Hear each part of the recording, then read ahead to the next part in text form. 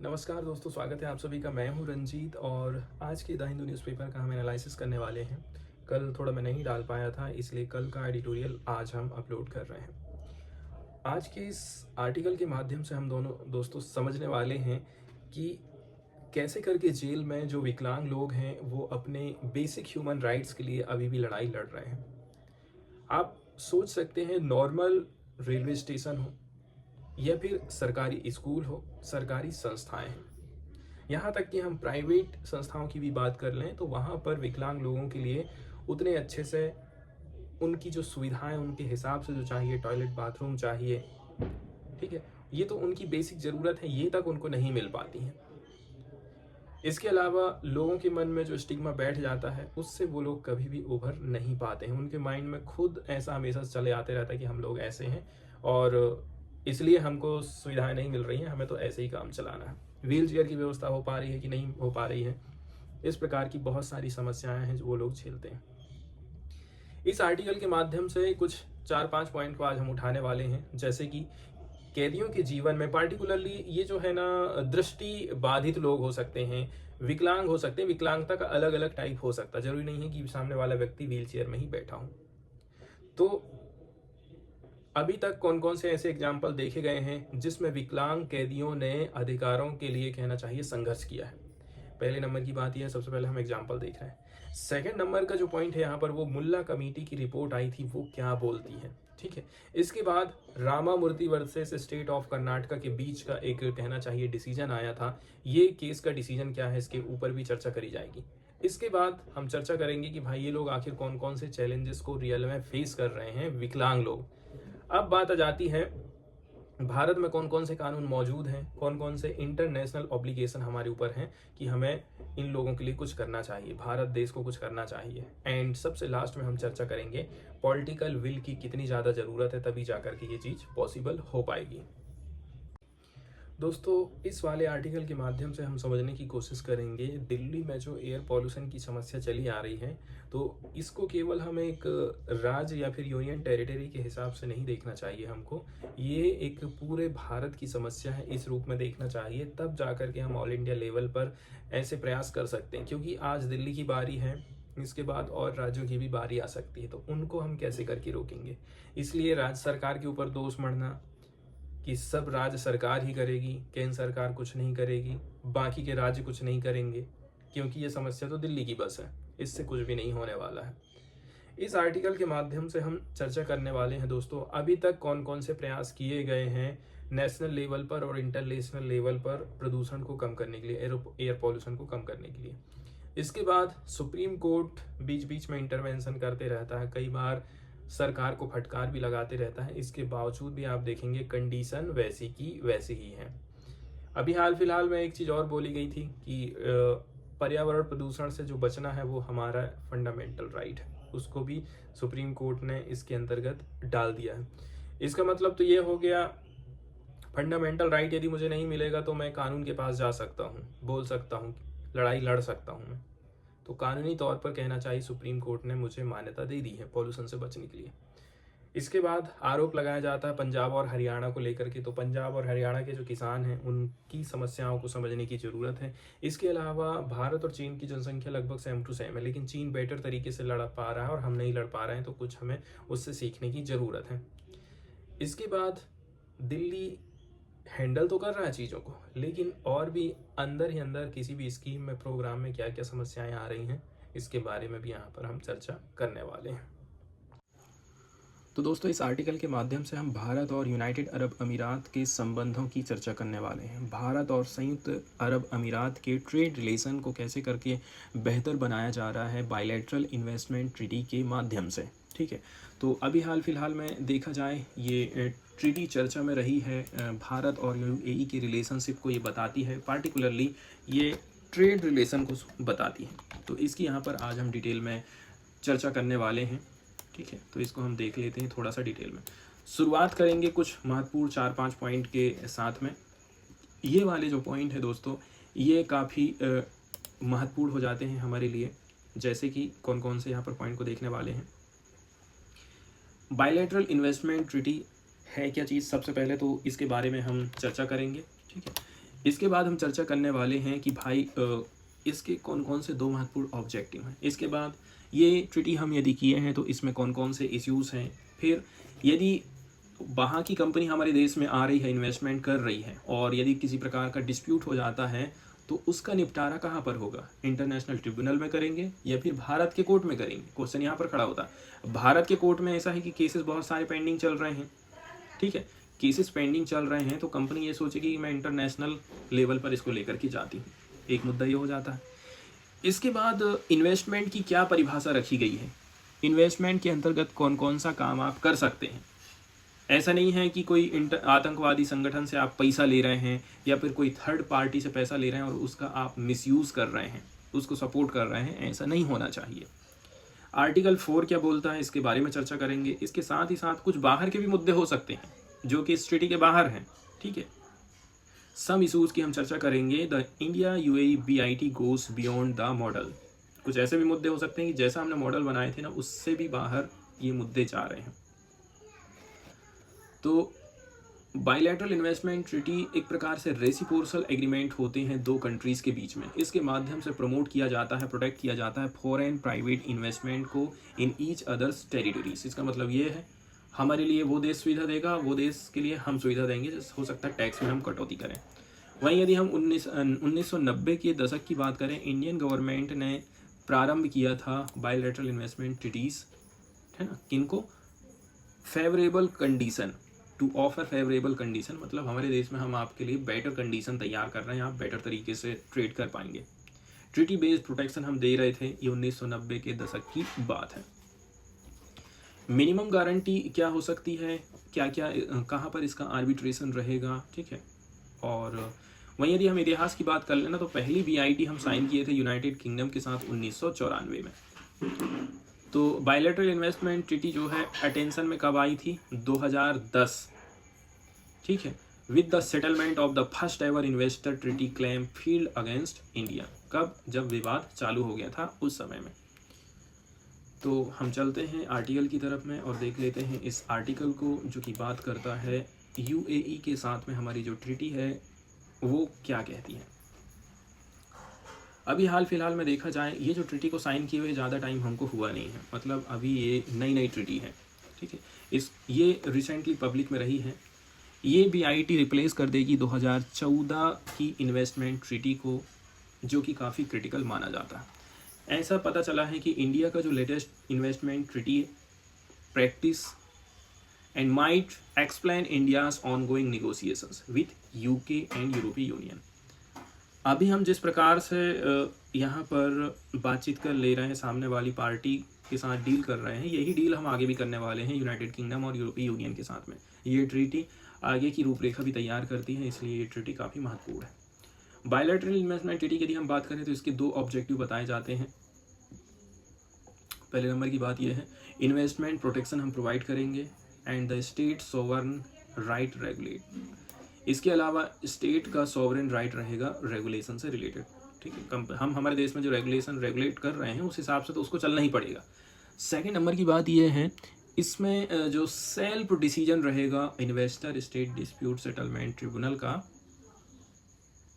उसका वो जो डिसीजन वो जो ले रहा है अपने से, जैसे कि ये यदि किसी थर्ड पार्टी के पास अपने डिस्प्यूट को लेकर के जा रहा है, ISDS के पास जा रहा है ना, तो ऐसा नहीं है कि अब वो फाइनल है, उसकी कहीं अपील नहीं हो सकती है। उसका जो ये फाइनल डिसीजन है ना, उसको यहाँ पर रिड्यूस कर दिया जाता है। अब हम बात करते हैं सेकंड पॉइंट के ऊपर, क्या क्या इसके कुछ इश्यूज हो सकते हैं, ठीक है। अब पहले नंबर की बात जो इसमें बोली जाती है वो क्या है, कोई भी फॉरेन की कंपनी है must exhaust local remedies for at least 3 years for bringing ICDS and claim as an claim। अब आप ये सोचेंगे कि हम यहाँ चले गए हैं और डायरेक्ट यहाँ का कोई भी मुद्दा हम कहाँ लेकर के चले जाएं, ISDS के पास लेकर के चले जाएं, तो ये इतना आसान नहीं होने वाला है, ठीक है। 3 साल तक, तो पहले जो 3 साल हैं आपको भारत में ही कहना चाहिए, उनसे निपटना पड़ेगा, ठीक है।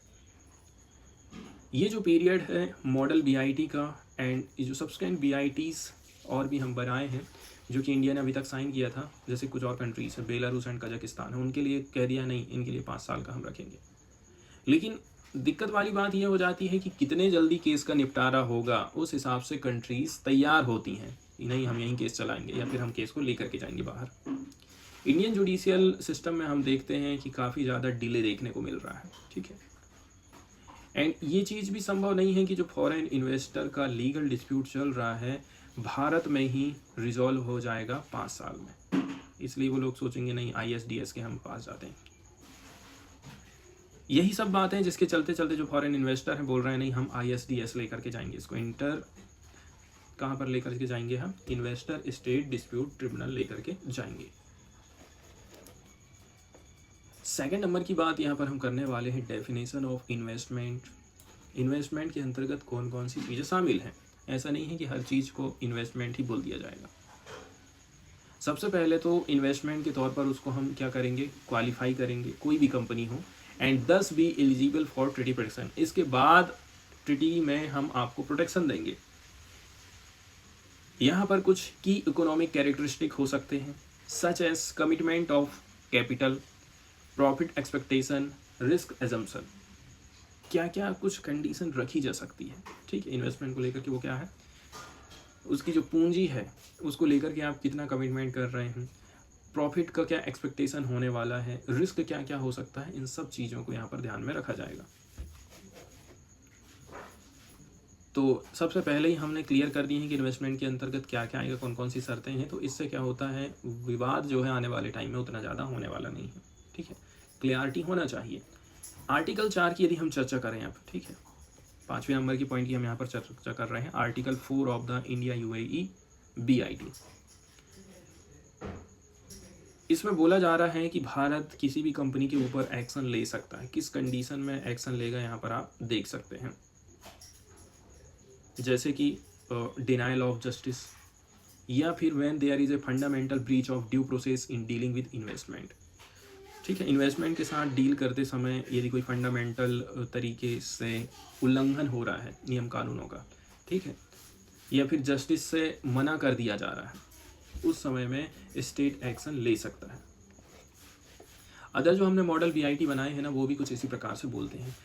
तो जो मॉडल BIT है, इस प्रकार के जो ग्राउंड्स हैं इनको हम लिंक करते हैं कस्टमरी इंटरनेशनल लॉ के साथ में, जहाँ पर article 4 India UAE BIT there is no reference to CIL, and यहाँ पर CIL का कोई रेफरेंस हमको देखने को नहीं मिलता है। फिर अगला जो पॉइंट आ जाता है वो है कंटिन्यूटी का है, रेगुलरिटी का है। ट्रीटी प्रैक्टिस के माध्यम से हम ट्रेड रिलेशन को कंटिन्यू कैसे करके ले जा सकते हैं, ठीक है। तो हम एक ऐसा मॉडल लेकर के आए हैं, does not contain the most favoured nation, इसमें किसी के साथ कोई भेदभाव नहीं होने वाला है, ठीक है, नॉन डिस्क्रिमिनेशन टाइप का रहेगा ये। स्टेट एक्शन ऑन टैक्सेशन की यदि हम चर्चा कर लें, ठीक है, यदि हम चर्चा कर लेते हैं टैक्सेशन को लेकर के, कराधान को लेकर के, तो ये जो टैक्सेशन है भारत UAE BIT के दायरे से बाहर है, इसलिए यकीनन कोई विदेशी निवेशक कर उपायों को चुनौती नहीं दे सकता है, भले ही वे अपमानजनक क्यों ना हो। इस स्थिति से टैक्सेशन को हम सब बाहर कर दिए हैं।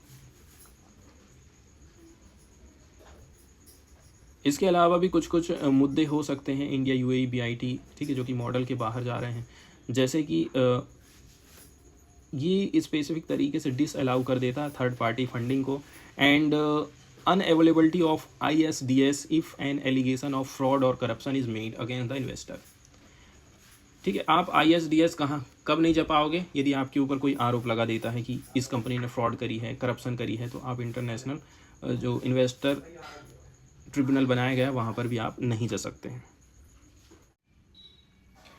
दोस्तों, इस आर्टिकल के माध्यम से हम बात करने वाले हैं अलग अलग सोर्स से होने वाले पॉल्यूशन के बारे में। पार्टिकुलरली इस पॉल्यूशन को यदि हमें रोकना है, इन्वायरमेंट को बचाना है, तो इसके लिए हमारे पास में एक रेगुलेटरी एजेंसी होना चाहिए। ये रेगुलेटरी एजेंसी ठीक वैसे ही रहेगी जैसे कि बड़े बड़े विकसित देशों के पास में है। ये एजेंसी कौन कौन से काम करती है और भारत को कैसे करके ये मदद कर सकती है अपने क्लाइमेट जस्टिस को प्राप्त करने के लिए, इसके ऊपर हम चर्चा करने वाले हैं। वहीं यदि हम बात करें 250 शब्दों में आंसर राइटिंग की यदि हम बात करें, तो देखिए ग्रीन कलर से यहाँ पर जो लाइनें दिखाई गई हैं, इनके ऊपर हमको 250 शब्दों में आंसर राइटिंग करना है। एनवायरमेंटल हेल्थ रेगुलेटरी एजेंसी की ज़रूरत है भारत को। इससे क्या होगा, जो इंटरलिंक इशूज़ हैं इंटरलिंक इशूज हम किसको बोलेंगे? जैसे कि भारत इकोनॉमिक ग्रोथ कर रहा है, लेकिन इसके साथ ही साथ पॉल्यूशन भी बढ़ते जा रहा है। इकोनॉमिक ग्रोथ हम कर रहे हैं, जैसे कि एग्रीकल्चर के सेक्टर में बात कर लें, प्रोडक्शन बढ़ा रहे हैं, लेकिन सस्टेनेबल तरीके से नहीं बढ़ पा रहा है। यूरिया DAP का हम बहुत ज़्यादा इस्तेमाल कर रहे हैं।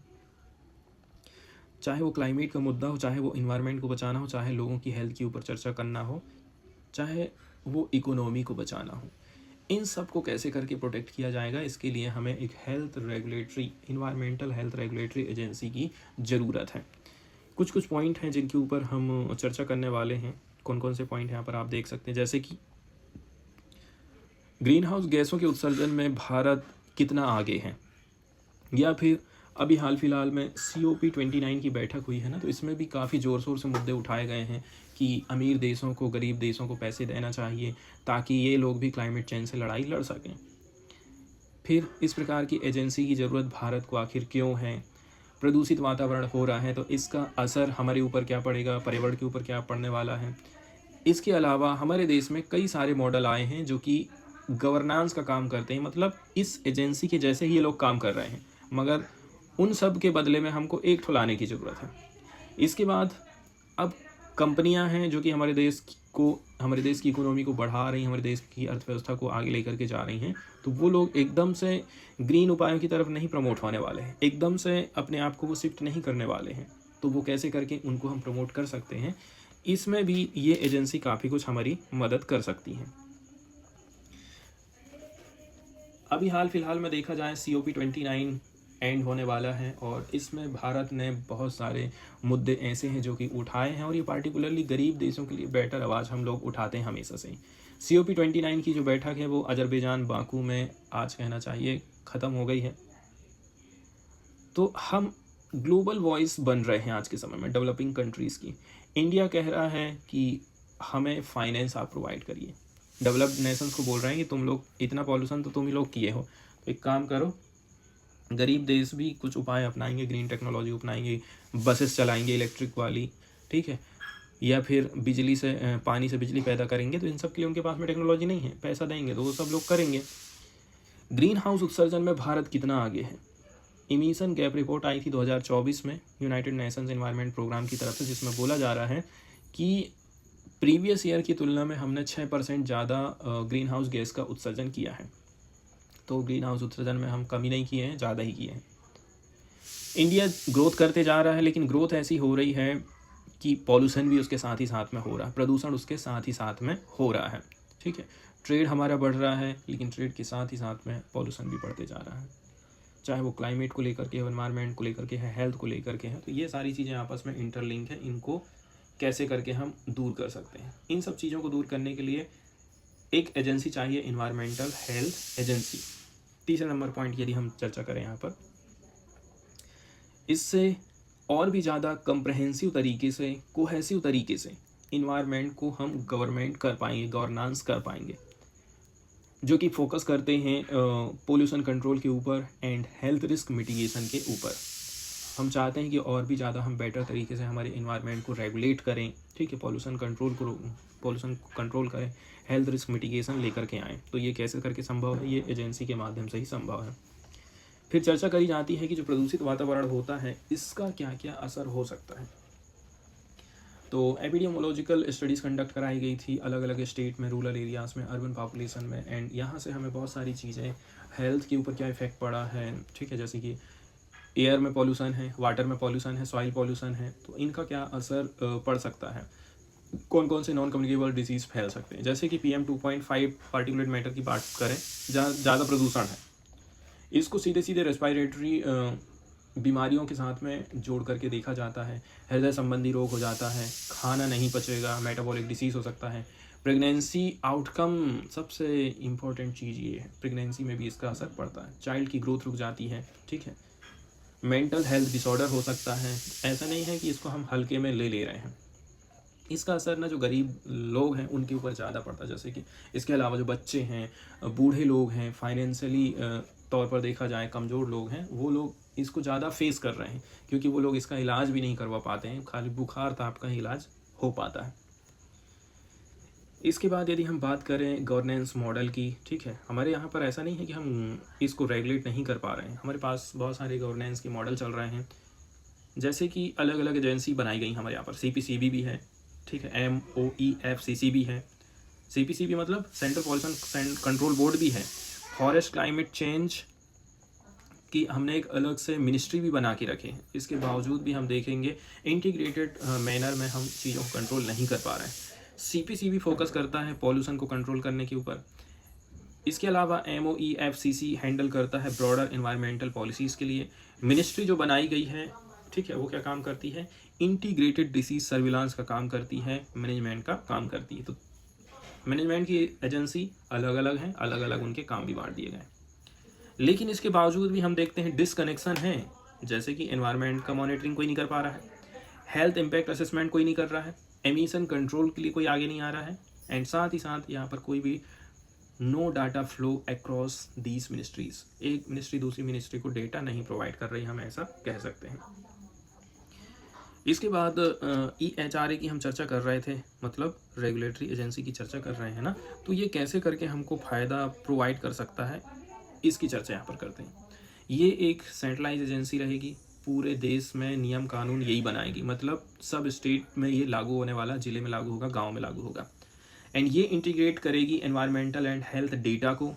पॉलिसी मेकर ट्रैक कर पाएंगे, रेगुलेट कर पाएंगे, मिटिगेट कर पाएंगे दिस इम्पैक्ट को इफेक्टिव तरीके से विथ मच नीडेड इंटरडिसिप्लिनरी।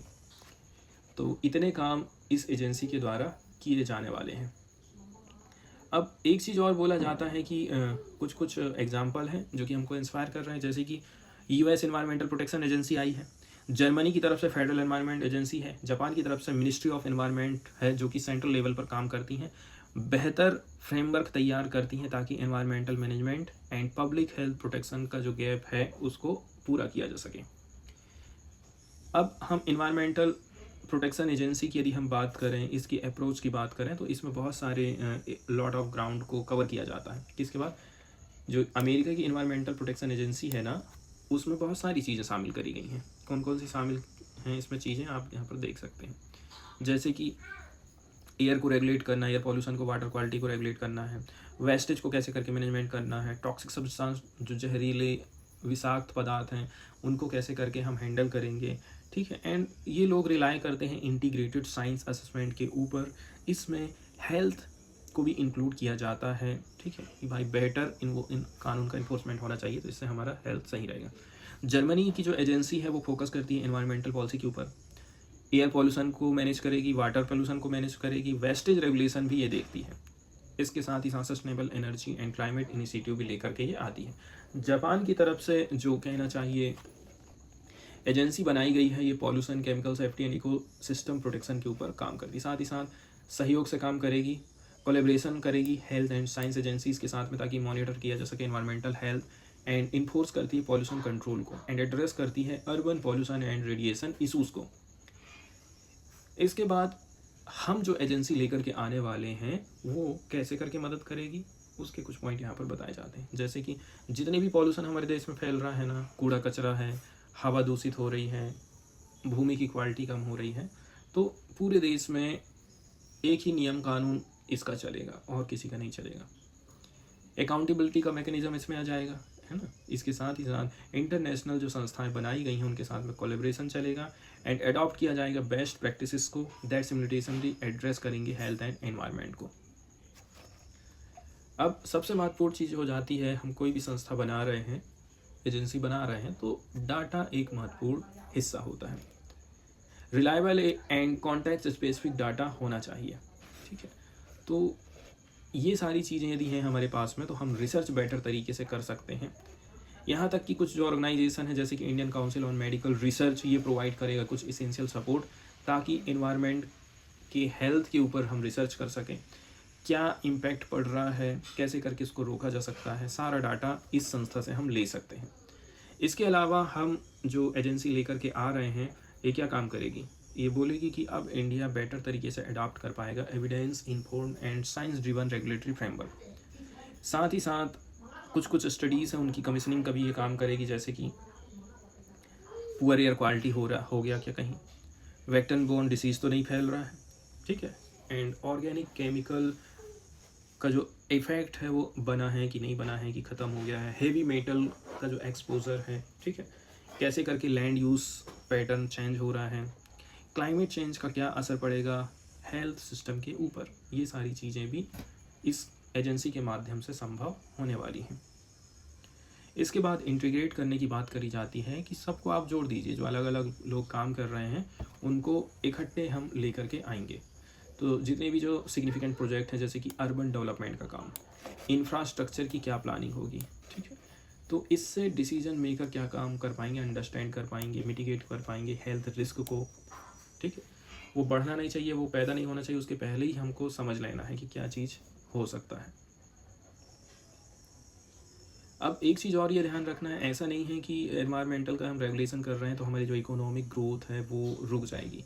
ये जो एजेंसी है सस्टेनेबल प्रैक्टिस अपनाएगी, इनोवेशन आएगा, ग्रीन जॉब क्रिएट होंगी एंड सपोर्ट किया जाएगा लॉन्ग टर्म फाइनेंशियल रेजिलेंस को। इसलिए आप ये नहीं कह सकते हैं कि इससे रोज़गार के जो अवसर हैं वो कम होने वाले, क्योंकि अमेरिका की जो एजेंसी है ना, वहाँ से पता चला है कि इकोनॉमिक ग्रोथ प्रभावित नहीं हुई है, इन्वेस्टमेंट अच्छा खासा रहा है, ठीक है, रिन्यूएबल एनर्जी इन्वेस्टमेंट बेटर रहा है, सस्टेनेबल एग्रीकल्चर में काम हुआ है, पॉल्यूशन प्रिवेंशन में काम हुआ है, साथ ही साथ लोगों की जो लाइफ एक्सपेक्टेंसी है ना उसमें भी बढ़ोतरी हुई है। अब बात आ जाती है कि हमारे देश की जो कंपनियां हैं, जैसे कि टाटा कंपनी है, पेट्रोल डीजल वाली गाड़ी बना रही है, अब वो इलेक्ट्रिक में कैसे करके मूव करेगी। तो इसके लिए हमें थोड़ा सा कंपनियों को प्रमोट करने की ज़रूरत है कि आप एनर्जी ट्रांजिशन करिए, पब्लिक हेल्थ कैंपेन चलाए जाने की ज़रूरत है, ठीक है, around environmental health and encourage करने की ज़रूरत है कंपनियों को कि आप क्लीनर टेक्नोलॉजी को अपनाइए, उनको थोड़ा सा सपोर्ट देने की भी ज़रूरत है। फिर अवेयरनेस सबसे ज़्यादा ज़रूरी है, हमें लोगों को एजुकेट करना है एनवायरमेंटल हेल्थ रिस्क के प्रति, समुदाय को मजबूत बनाना है, ठीक है, ताकि वो लोग भी बोलें कि हमें क्लीनर एयर चाहिए, क्लीन पानी चाहिए, हेल्थियर लिविंग कंडीशन चाहिए।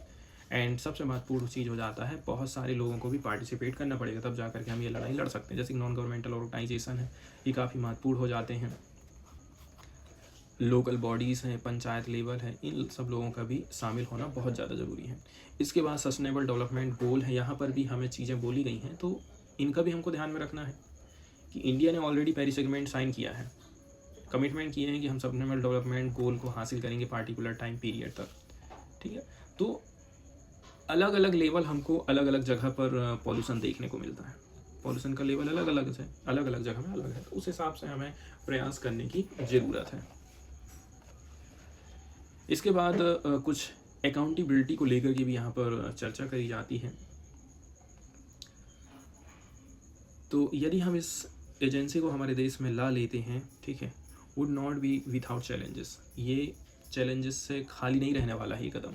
जैसे कि ब्यूरोक्रेटिक कुछ चैलेंजेस हो सकते हैं, एडमिनिस्ट्रेशन का, ऑफिसर लोग, वर्कर लोग कैसे काम कर रहे हैं, साथ ही साथ जो बिजनेस कंपनियां हैं वो इसका विरोध कर सकती हैं, ठीक है, साथ ही साथ clear framework for inter ministerial coordination,